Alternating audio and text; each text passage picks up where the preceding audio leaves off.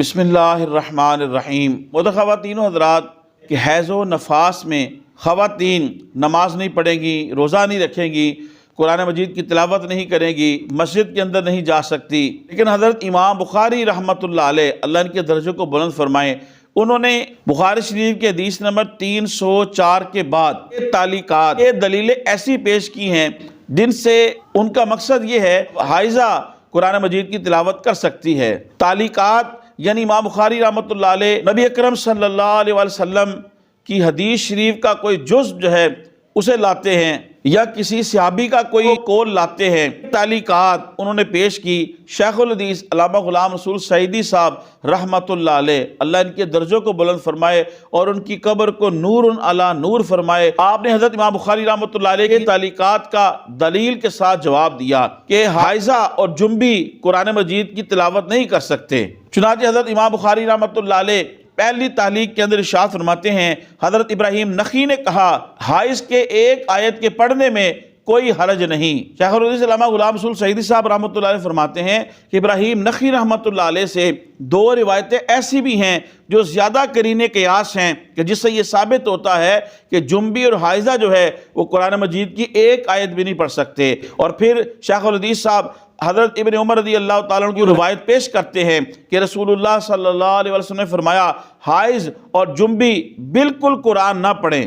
اس طرح امام بخاری رحمۃ اللہ علیہ حائضہ اور جنبی کے قرآن پڑھنے کے اوپر دوسری تعلیق پیش فرماتے ہیں۔ حضرت ابن عباس رضی اللہ تعالیٰ عنہ جنبی کے لیے قرآن مجید پڑھنے میں کوئی حرج نہیں سمجھتے تھے۔ شیخ الحدیث علامہ غلام رسول سعیدی صاحب رحمۃ اللہ علیہ اس کا جواب یوں ارشاد فرماتے ہیں کہ یہ حضرت ابن عباس رضی اللہ تعالیٰ عنہ کی انفرادی رائے ہے جو رسول اللہ صلی اللہ علیہ وسلم کی صریح ممانعت کے مقابلے میں حجت نہیں ہے۔ پھر حضرت امام بخاری رحمۃ اللہ علیہ اللہ ان کے درجوں کو بلند فرمائے تیسری تعلیق اور دلیل اس پہ پیش کرتے ہیں کہ جنبی اور حائضہ جو ہے وہ قرآن مجید کی تلاوت کر سکتے ہیں کہ نبی صلی اللہ علیہ وسلم تمام اوقات میں اللہ تعالیٰ کا ذکر کرتے تھے۔ صحیح مسلم اور مسند امام احمد کی روایت ہے۔ شیخ الحدیث علامہ غلام رسول سعیدی صاحب رحمۃ اللہ علیہ آپ فرماتے ہیں حضرت علی المرتضیٰ رضی اللہ تعالیٰ عنہ بیان کرتے ہیں کہ رسول اللہ صلی اللہ علیہ وسلم ہمیں ہر حال میں قرآن مجید پڑھاتے تھے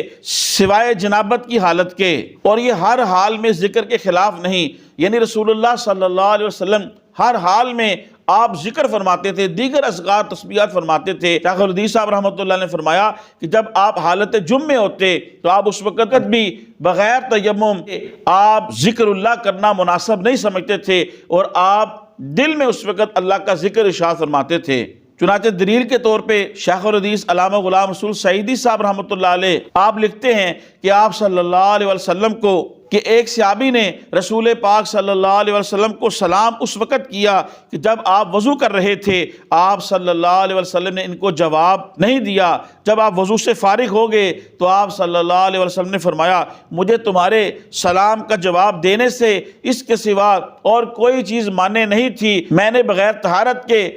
اللہ تعالیٰ کے ذکر کو ناپسند کیا، کیونکہ سلام بھی اللہ کا ایک اسم مبارک ہے۔ تو جب پیارے نبی صلی اللہ علیہ وآلہ وسلم غیر وضو کے اللہ کا نام لینا اس کو ناپسند فرماتے اپنے لیے، تو یہ کیسے ممکن ہے کہ پیارے نبی صلی اللہ علیہ وسلم حالت جمعہ میں بھی قرآن پڑھتے ہوں؟ حضرت امام بخاری رحمۃ اللہ علیہ نے چوتھی تعلیق یعنی چوتھی دلیل حائضہ اور جنبی کے قرآن مجید پڑھنے پہ یہ دی۔ حضرت ام عطیہ رضی اللہ تعالی عنہا نے کہا ہمیں یہ حکم دیا جاتا تھا حائض عورتیں نکلیں پس وہ مسلمانوں کی تکبیر کے ساتھ تکبیر پڑھیں اور دعا کریں، یعنی جب وہ حائضہ عورتیں دعا کرتی اور تکبیرات کہتی تو بالیقین قرآن کی آیات بطور دعا پڑھتی۔ تو شیخ الحدیث علامہ غلام رسول سعیدی صاحب رحمۃ اللہ علیہ اس کا جواب یہ ارشاد فرماتے ہیں کہ دعا کے اندر قرآن مجید کی تلاوت کرنا کوئی آیت کو وہ مستقل قرآن کی تلاوت نہیں ہے بلکہ وہ بطور دعا پڑھی جاتی ہے، اور قرآن مجید کی کسی آیت کو بطور دعا پڑھنا جائز ہے، بالخصوص جبکہ حضور نے یہ ارشاد فرمایا ہو کہ حائض اور جنبی بالکل قرآن نہ پڑھیں۔ سنن ترمذی کی روایت ہے۔ پانچویں تعلیق اور دلیل حضرت امام بخاری رحمۃ اللہ علیہ حائضہ اور جنبی کے قرآن کی تلاوت کے اوپر یہ آپ پیش فرماتے ہیں، اور حضرت ابن عباس رضی اللہ تعالیٰ عنہ نے فرمایا مجھے ابو سفیان نے خبر دی کہ ہرقل نے نبی صلی اللہ علیہ وسلم کا مکتوب منگایا، پھر اس کو پڑھا تو اس میں لکھا ہوا تھا اللہ ہی کے نام سے شروع کرتا ہوں جو نہایت رحم فرمانے والا بہت مہربان ہے۔ اور پھر اس میں قرآن مجید کی 2 آیات لکھی تھیں، یا اہل الکتاب تعالوا الی کلمہ، آخر تک سورہ آل عمران کی۔ تو اسے امام بخاری رحمۃ اللہ علیہ یہ ثابت کرنا چاہتے ہیں کہ وہ بادشاہ ہرقل رومی وہ کافر تھے، تو جب انہوں نے حالت کفر میں وہ جنبی تھے، ناپاک تھے، تو انہوں نے اس مکتوب مبارک کو پڑھا اور پکڑا، تو اس سے ثابت ہوا کہ جنبی اور حائضہ جو ہے قرآن مجید کی تلاوت کر سکتے ہیں۔ علامہ ابن حجر عسقلانی رحمۃ اللہ علیہ نے لکھا، اور اس کا خلاصہ یہ ہے کہ یہ مکتوب ایسا ہے کہ جیسے فقہ کی کتاب ہو یا کوئی تفسیر کی کتاب ہو اور اس کے اندر قرآن مجید لکھا ہو، یا کوئی اور علم کے اوپر مبنی کتاب ہو اور اس کے اندر جو ہے وہ چلتے چلتے قرآن کی کوئی آیت آ جائے۔ شیخ الحدیث علامہ غلام رسول سعیدی صاحب رحمۃ اللہ علیہ آپ فرماتے ہیں فقہ کی اور تفسیر کی کتابوں کو بغیر وضو کے ہاتھ لگانا یہ جائز ہے، اگرچہ افضل یہ ہے کہ فقہ اور تفسیر کی کتابوں کو بھی وضو کے ساتھ ہاتھ لگایا جائے، یہ افضل اور اولیٰ ہے، لیکن اس سے یہ ثابت نہیں ہوتا کہ جنبی اور حائضہ جو ہے وہ قرآن کی تلاوت کر سکے۔ لیکن ایک اور بات جو شیخ الحدیث علامہ غلام رسول سعیدی صاحب رحمۃ اللہ علیہ نے نہیں لکھی، میرے ناقص علم اور ناقص ذہن میں آئی کہ احکام شریعہ کے مکلف مسلمان ہیں اور وہ کافر تھے، وہ احکام شریعہ کے مکلف ہی نہیں تھے، تو جب وہ احکام شریعہ کے مکلف ہی نہ تھے تو ان سے دلیل پکڑنا کیسے درست ہوگا؟ حضرت امام بخاری رحمۃ اللہ علیہ نے 6ٹھی تعلیق یوں ارشاد فرمائی، حضرت عطا نے جابر سے کہا کہ حضرت عائشہ رضی اللہ تعالی عنہا کو حیض آ گیا تو انہوں نے بیت اللہ کے طواف کے سوا تمام مناسک کے حج ادا کیے اور وہ نماز نہیں پڑھتی تھیں۔ تو اس حدیث پاک کے اندر حضور رحمت کونین صلی اللہ علیہ وسلم نے حائضہ کو